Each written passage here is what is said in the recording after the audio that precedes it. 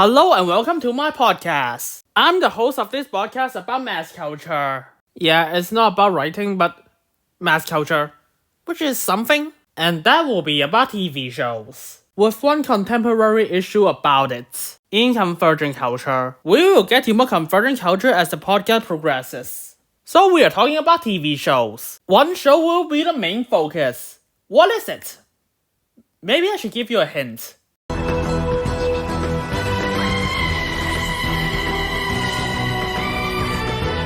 Does anyone caught that? If you do, congrats! Yay! If you don't, well, you should. It's a popular show called Doctor Who. And what a long history this show is. Since 1963 starring William Hartnell, the first Doctor, which is aired in some black and white TV show, cable network.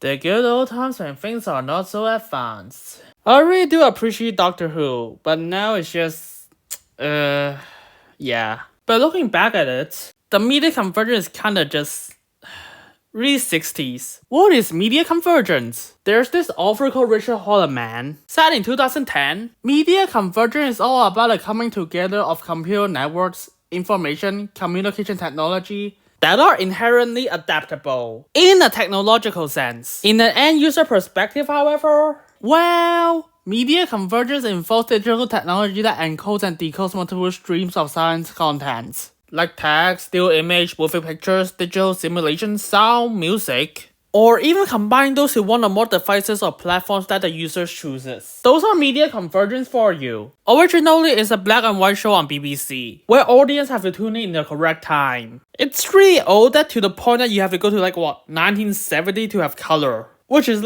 7 years after the show has aired. The media convergence isn't that good. But at least after the first episode of Doctor Who has aired, there's no fuss about it, which creates more fanbase just beyond the TV shows. Consider Doctor Who is a show that keeps rebooting itself whenever the Doctor dies, recasting, and they kept for 26 seasons, leading to a lot of people participating in it, which we call participatory culture, which from fans, bloggers, and gamers exploring participatory culture by Henry Jenkins. In 2006, this culture has been really popular and fan fictions are just all over the internet if you know how to Google. Which people does love to write a lot of fan fictions about Doctor Who Avengers with the new companions after 1989. Yeah, that's where we got the internet and stuff. To share a low-budget sci-fi show on BBC. Then there's a case study about Doctor Who and the convergence of media by Neil Perryman. In 2008, Doctor Who started with the convergent culture after 1989. Because of the low ratings, and honestly the 8th era is kinda sucks, but that's not the point. But BBC are willing to just make fan fictions, low budget videos, and just, fan films came to life. All between those gaps, which is starting one contemporary issue about it, about pleasing specific types of fans, but yeah, we'll get to that. Cause now in 2005,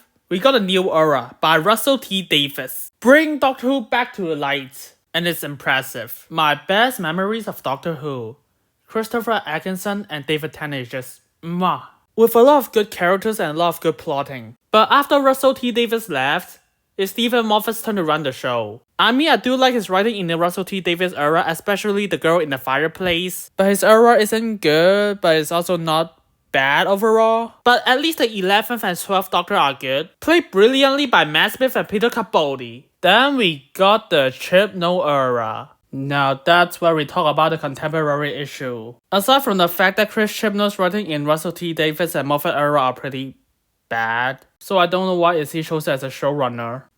Just kidding, I actually know. It is stated from a book called Desperately Seeking the Audience by Ian Ang in 1991. In European traditional of public service broadcasting, making money has always been rejected as the object of television and radio program. Instead, the aims and purpose of these medias were conceived by the overriding consideration that broadcast is a servant of culture, the illustrator and influencer of the first Director General of the BBC. So that is their intention. So they make their culture to be more political, to be the servant of the modern culture. The participatory culture that you can express your thoughts. Of course, the 13th Doctor being a female is because of that and the technological side that people can express their opinions online. And you just mainly focus on one side and just ignore the other side. I mean, I still like Missy in Doctor Who, who's basically a female version of the Master. But that is during the Moffat era, which convergent culture isn't a contemporary issue yet. It's only in the Chibnall era,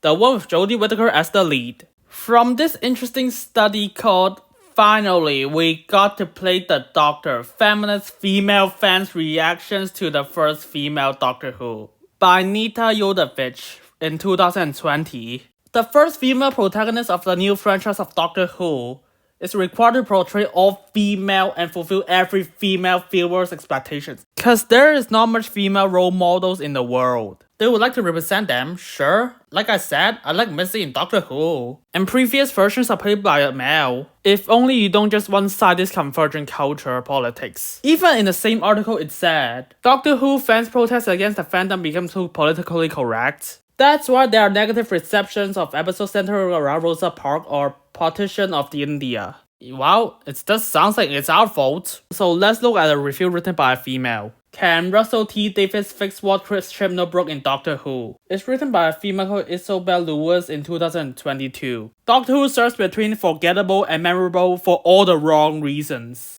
Individual episodes like the Rosa Parks one and the Indian episode are dragged down with exposition and cliches, while the broader story arcs were impossible to keep track of. In its worst moments, nearly 60 years of Doctor Who canon are destroyed. And in the last series titled Flux, a self-contained run of episodes both baffling and inconsequential was sure to do it. If you haven't given up the era yet. As for the 13th Doctor herself, Chibnall basically handicapped Whittaker's chance to shine. Her Doctor is overly serious and introspective, not given any room to play like her predecessors did. That's basically the case study of contemporary issues in Doctor Who when it comes to TV shows. That you don't find a common ground in this convergent culture. Not only just review, even the rating sides. As stated from the Rise and Fall of Doctor Who ratings by Alex Garrett in 2022, 13th Doctor era has one of the sharpest ratings decline in the history of Doctor Who. The Timeless Child finale, which is final episode of series 12, only has a rating of 4.7 million. And Jodie Whittaker's penultimate story, Legends of the Sea Devils, is the second lowest rated Doctor Who episode in the 60 years of Doctor Who history. This servant of culture that television is supposed to be doing is just one-siding everything,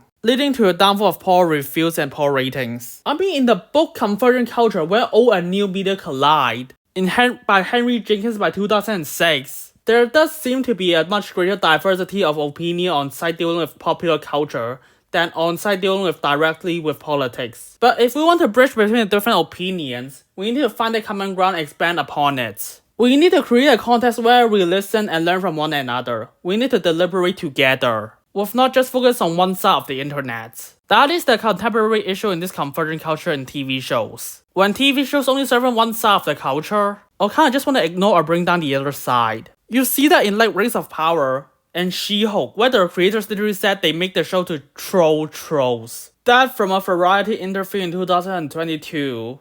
The showrunner said our writer's room opened 3 years ago. The fact that we are able to predict what the reaction was going to be, what a lot of trolling comments were going to be, really shows how very tired and original these trolls are. That really tickled me because the little troll that lives inside of me really loves to trolling the trolls. Yeah, those shows really does have negative reception. But at least for Doctor Who, after Chibnall is gone, they bring back Russell T Davies back. But he said it's not because of his skin color, but because of the best person walking into the room. By Stefani Sabruba and Tilly Pierce in 2022. Seems like they are trying to fix this contemporary issue in this convergent culture. Plus, the new series of Doctor Who is gonna stream on Disney+, according to Stephen O'Brien in 2022, which will boost more media convergent, participatory culture, and convergent culture. Of course, the new series hasn't come yet. We will see will things get improved or not.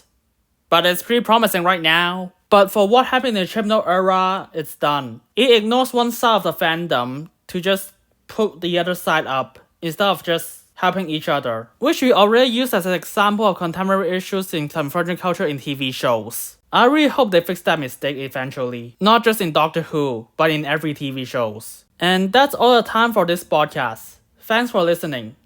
Bye.